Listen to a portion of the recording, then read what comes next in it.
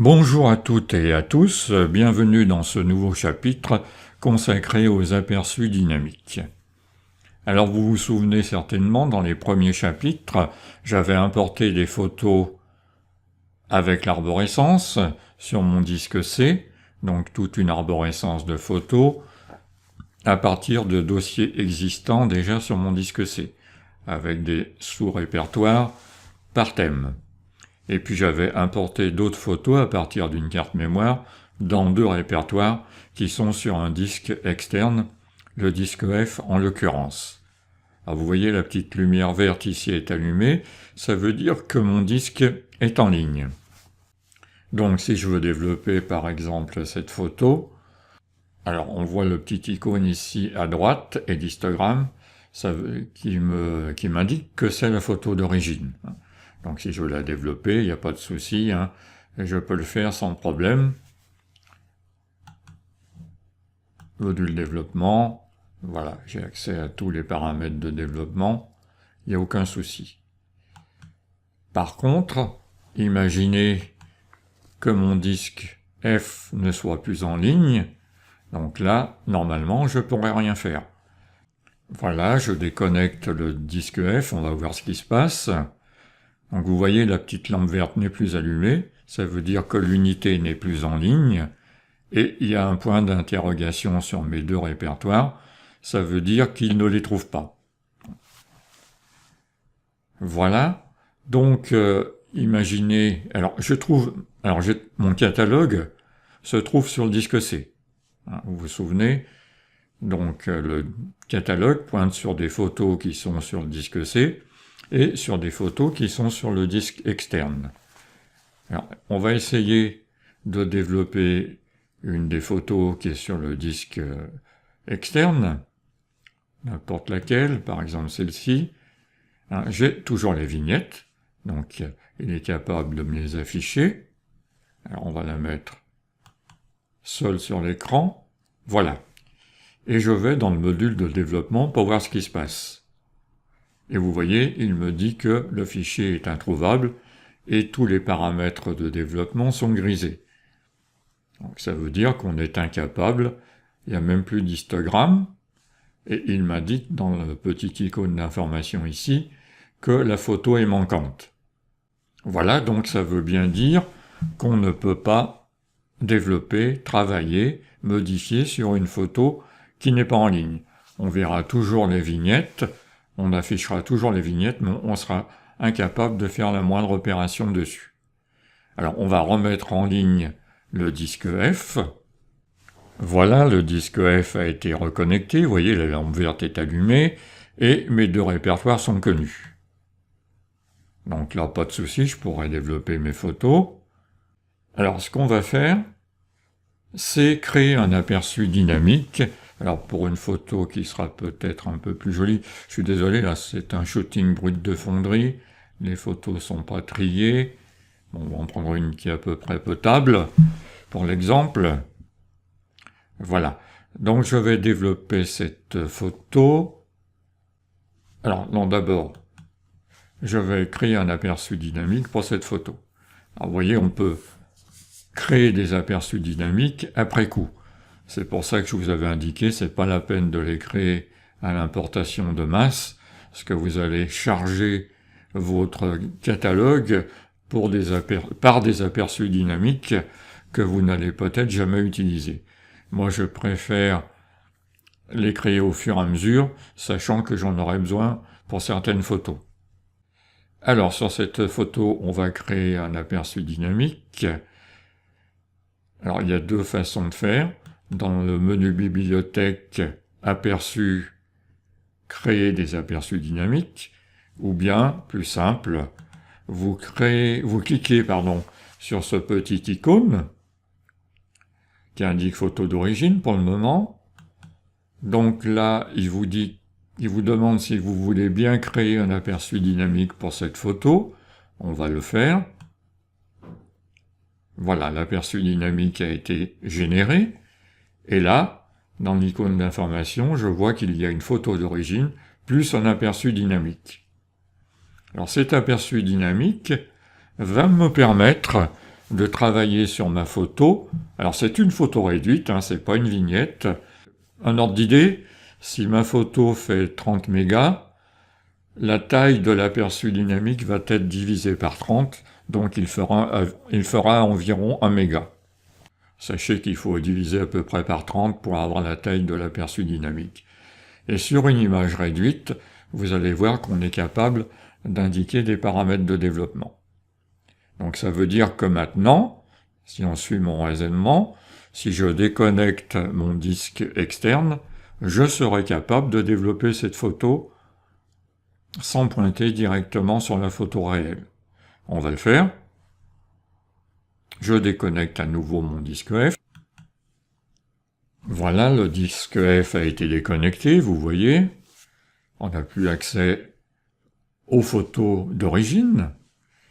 Et vous voyez que pour cette photo, qui avait un aperçu dynamique, il m'indique qu'il y a l'aperçu dynamique, mais on ne voit plus la photo d'origine.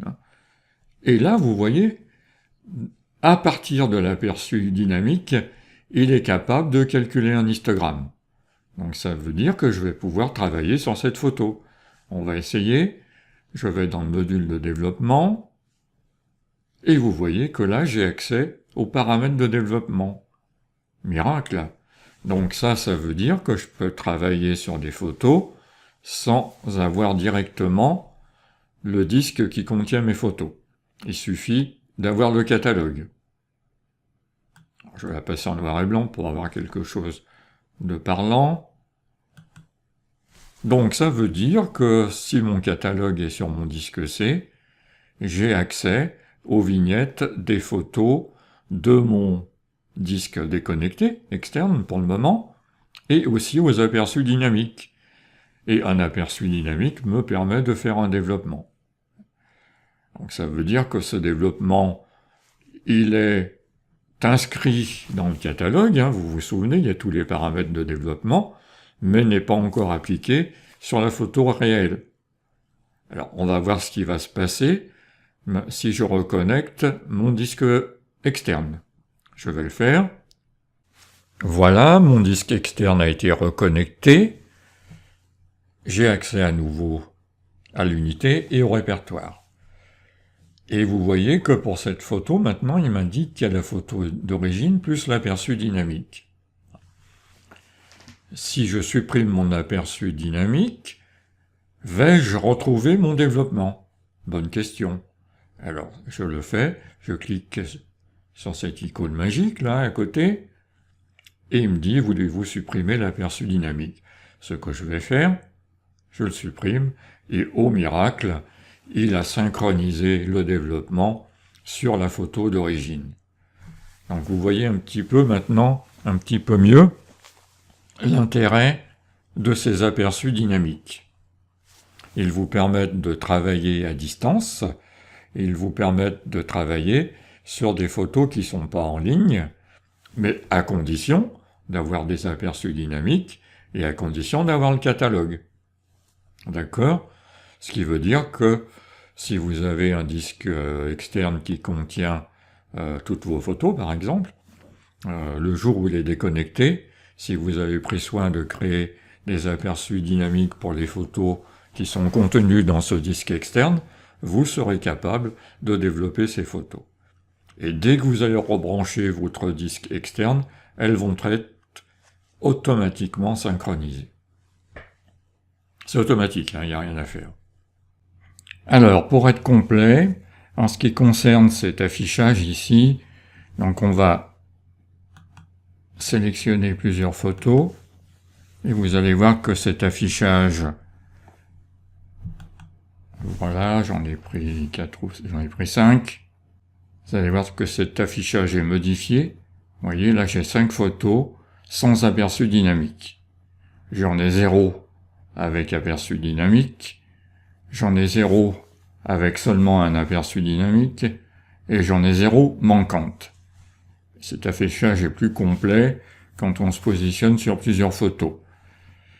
Alors, ce qu'on va faire, on va lui créer un aperçu dynamique à celle-ci. Voilà, vous savez faire maintenant. Créer un aperçu dynamique. Je reviens, alors OK,